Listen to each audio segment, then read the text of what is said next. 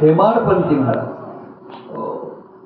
जुनं मंदिर, सगळ्यात पुरातन काळातलं मंदिर.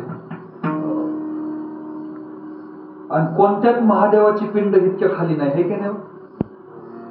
मंदिरामध्ये दर्शना गेलो तर पण खोले, स्वयंभूलिंग, जागृत देवस्थान. आणि अशा तीर्थक्षेत्रावर माझ्यासारख्या पामराचा योग सेवेसाठी आला.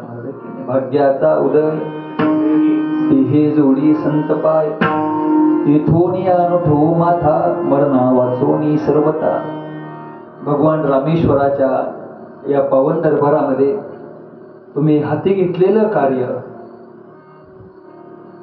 भगवान रामेश्वराच्या चरणी, मौली दादाच्या चरणी, श्री गुरु स्वामी महाराजांच्या चरणी आपण प्रार्थना करू की स्वामी महाराज, जोपर्यंत आमच्या शरीरामध्ये रक्ताचा थेंब आहे तोपर्यंत तुम्ही आमच्या हातून हे कार्य करून घ्या. आणि नक्कीच तुम्हाला सांगतो, भगवान परमात्मा आपल्या हातून हे कार्य करून घेतल्याशिवाय राहणार नाही, ही सदिच्छा व्यक्त करतो. आणि माझा अधिकार नसताना, पात्रता नसताना, कुठलं ज्ञान नाही, तरी तुम्ही मला एवढ्या मोठ्या व्यासपीठावर उभा केलं, द्यावेत तेवढे धन्यवाद कमी. असंच प्रेम माझ्यावर होऊ द्या, ही सदिच्छा व्यक्त करतो.